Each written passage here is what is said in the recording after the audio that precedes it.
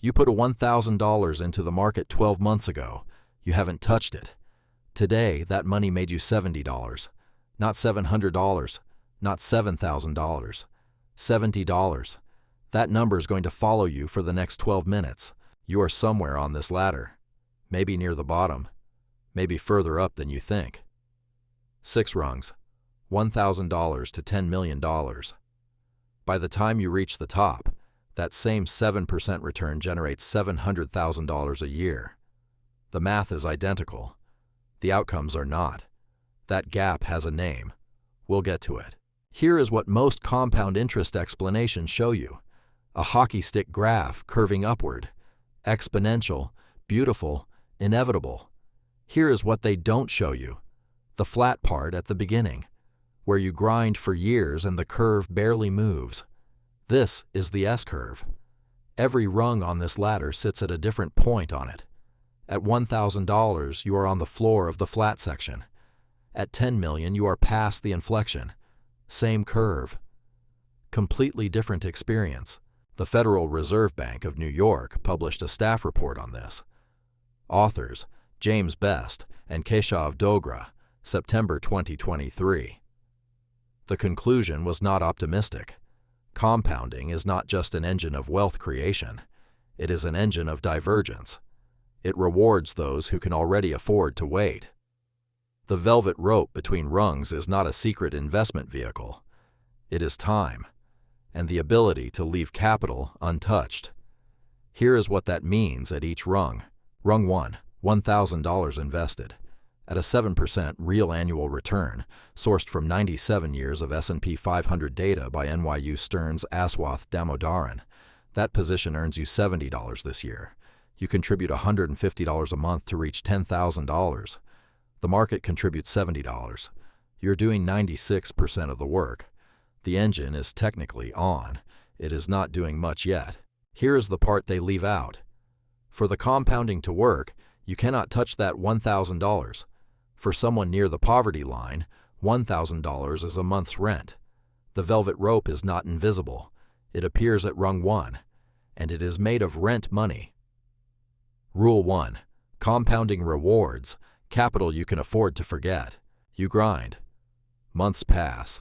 Contributions compound on contributions. You cross $10,000. At 7%, that position now generates $700 a year. Still small. Still outpaced by what you put in. But the ratio has shifted. Every dollar you add now has a slightly larger engine underneath it. The next rung is where most people spend the longest time. Rung 2, $10,000 to $100,000. This is the longest segment on the ladder. At $10,000 in savings and $10,000 in annual contributions at 7% return, you reach $100,000 in roughly 7.8 years. Not 3 years, not 15 years. 7.8. During those years, your contributions still do most of the work. The engine is warming. 7 years. Working. Saving. Watching the bar move. The market helps, slowly, incrementally. You are still the engine. That 7.8-year timeline assumes $10,000 a year in savings. The U.S. personal saving rate, as of March 2026, is 3.6%. At median household income of $83,730, that is $3,010 a year, not $10,000. Adjust the math. The linear years get longer. The S-curve inflection gets pushed further out. There is a reason the $100,000 milestone has its own cultural moment. You are about to reach it. Rule 2. Below the inflection, you are the engine. Above it, the math starts carrying you. You have not crossed the inflection yet, but you can see it from here. Charlie Munger said it plainly. The first $100,000 is a bitch, but you got to do it. After that, you can ease off the gas a little bit. He was not speaking motivationally. He was describing exponential geometry. Rung 3, $100,000 invested. At 7% real return, the portfolio generates $7,000 this year. Median U.S. household income as of 2024, $83,130. $7,000 is 1 month of that. Your portfolio just replaced 1 month of your income, automatically, without another contribution. That is the S-curve turning. The market is now doing more work than your paycheck, for 1 month out of 12. 1 month out of 12. You have 11 more to go before the engine fully takes over. But the math has shifted. This is why $100,000 has its own cultural moment. It is not a round number chosen for psychological reasons. It is the point on the S-curve where passive investment income crosses 1 month of median national income. Below it, you are pushing. Above it, the math starts pulling.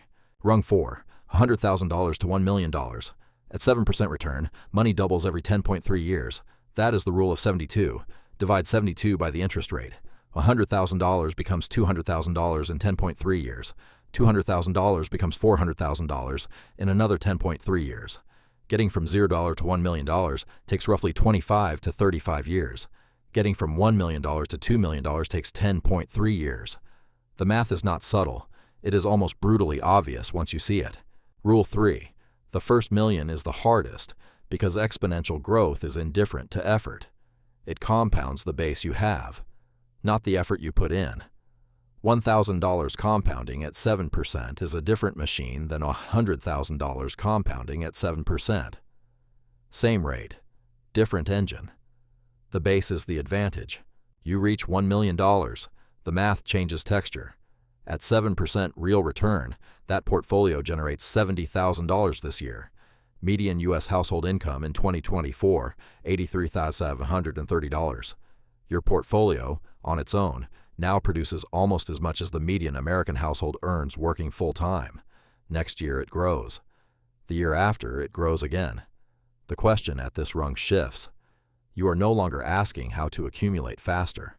You are asking how to protect what is compounding. Rung 5, $1 million to $10 million. At $1 million, your 7% return equals $70,000 a year. At $5 million, it is $350,000 a year. At $10 million, it is $700,000 a year. $700,000. That is 8.4 times median household income, generated without a single additional contribution. A Federal Reserve Bank of New York staff report, authored by James Best and Keshav Dogra in 2023, demonstrates this mathematically. At this rung, the capital stock itself begins driving wealth growth, no longer secondary to labor income. The engine has overtaken the career. This is the divergence the New York Fed research describes. The same 7% rate produces $70 at $1,000 and $700,000 at $10 million. The math is neutral. The circumstances are not. The velvet rope between rungs is not a higher return rate, not a secret fund. It is the ability to leave capital untouched long enough for the S-curve to carry you. That ability has a cost. For most people at rung 1, that cost is rent. Rule 4. At scale, the enemy of compounding is not the market. It is the annual reckoning with the tax code. A 7% return taxed at 20% annually is 5.6% after tax. Compounded over 30 years, the difference between 7% and 5.6% on a $1 million base is approximately $2.5 million in lost compounding. $2.5 million. Paid not to the market, to the tax code. Above $10 million, the strategies change. Not the return rate, the structure. Rung 6. Above $10 million, the game changes rules. Not the 7% rate, the structure. PwC's 2025 Global Family Office Deal Study shows family offices allocating 39% to real estate and 19% to private equity. Extended hold periods, designed specifically to defer capital gains realization. Return Stacked Portfolio Solutions documents the institutional practice of portable alpha, layering 100% managed futures exposure on top of 100% equity, using capital-efficient derivatives. Two uncorrelated compounding streams, running simultaneously, on the same capital base. Say you are 26, you have $8,400 saved, a side hustle that nets $600 a month, $22,000 in student debt. You are on rung 1. The U.S. personal saving rate is 3.6% as of March 2026. At median household income of $83,730, that is $3,010 a year. If your savings rate is twice the national median, you put away $6,000 a year. At 7% real return, you reach $100,000 in roughly 11 years, not 7.8. 11. The S-curve inflection is 11 years away. That is not a failure of effort. It is a mathematical property of your starting rung. The question is not whether to start. The question is how to protect every dollar of compounding you can, because the next 11 years are the ones that cost the most time. Above $10 million, institutions borrow at rates near the prime rate.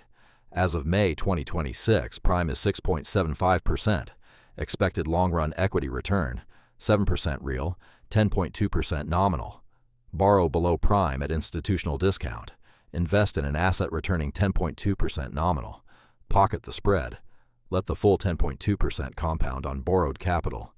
Investment news documented in 2025 how UHNW families also use step-up in basis. Hold appreciated assets inside a family office structure for decades.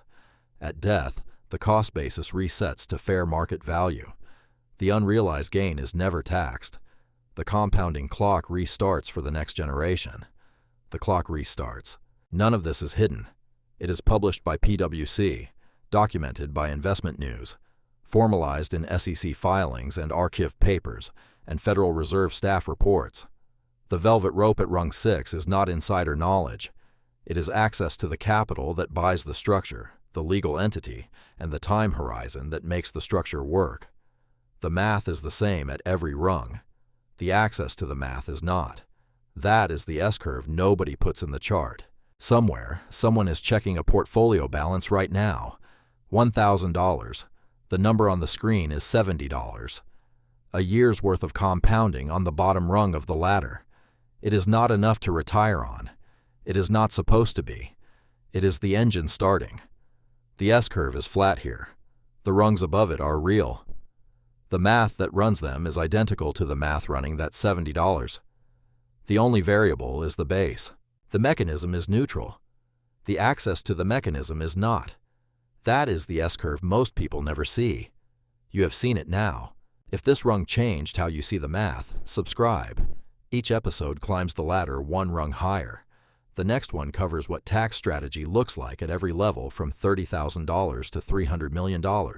See you on the next rung.